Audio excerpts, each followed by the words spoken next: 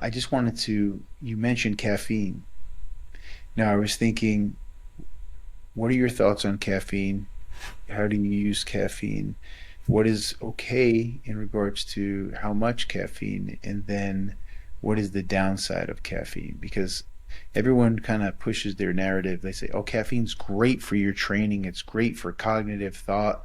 And then I see people having 1,000 milligrams of caffeine throughout the day that can cause a serious problem. What are your thoughts Absolutely. on Yeah. caffeine? It is more of a genetic thing because we have Mhm. responders, non-responders, and Right. over-responders. So I'm Right. someone who could have a double espresso right before they go to bed, and there's no problem. And then Mhm. you have other people like, I can't have a coffee after 10 a.m. because then I'm up all night.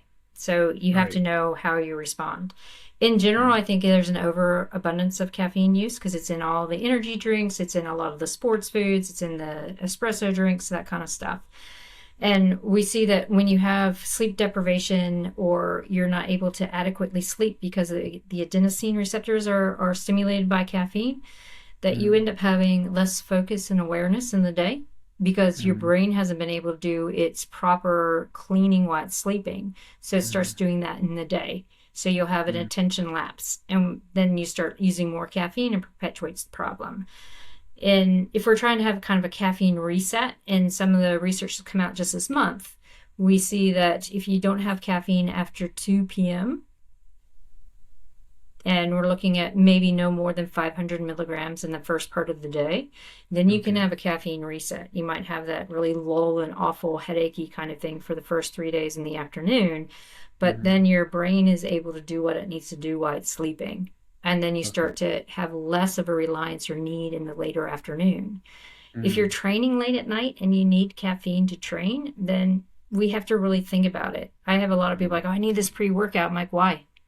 You get the Yeah. training stress from the loads that you can lift. And if you're using a pre workout, you could be compromising blood flow to the muscle because you're Mhm. so or constricted from the caffeine and everything else Yeah. that's in it that you're not going to be able to maximize. Yes, from a Mhm. cognitive and a energy standpoint, you might be more alert, but what is that doing from a whole body system that's going to improve your lifts and improve the training stress load that's happening, as well as the interference in sleep that's essential for Mhm. recovery? That's great. You basically answered my next question about energy drinks. Is there ever a place for an energy drink? Yeah, I mean, you can use it strategically. I Mhm. have endurance athletes who use it strategically in race situations where they Mhm. need a hit of caffeine and sugar Mhm. in the later stages.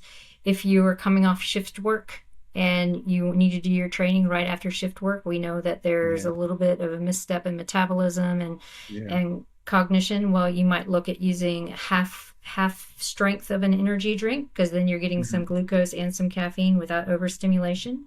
So there Mhm. are definitely some times, but I look at like I live across the street from elementary and a high school. They're both side by side. And the elementary kids will see the high school kids drinking energy drink after energy drink, and they're like, "Oh, should I be drinking that?" And it's like, "No, you shouldn't. Even the Mhm. high schoolers shouldn't be drinking it. No. It's not a Coke. It's not a, a sparkling water. It's like No. Celsius or Monster drinks and all that kind of stuff. It's like, no, Oof. it's not Oof. appropriate."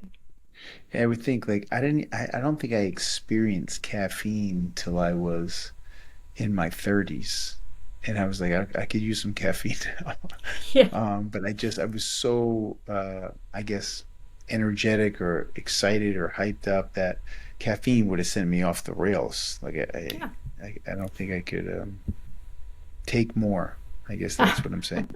But you mentioned, Dr. Sims, that you could have an espresso before you go to bed. I actually did that, the saliva test. And Mhm. with that test, it said I was a fast absorber as well. I could have it, but I thought part of that was my when your body gets so used to the caffeine intake, and then it becomes less responsive. Are we Mhm. training it that way, or is that, as you said, purely genetic? Combination. So Okay. you're going to be a fast metabolizer, so you're going to be able to have caffeine and get rid of it quickly.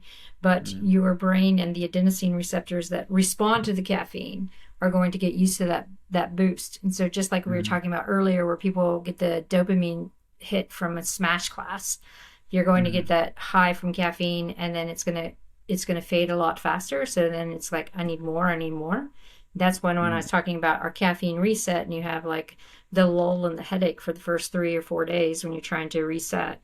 It's Yeah. because your brain's trying to readjust to a lower caffeine load.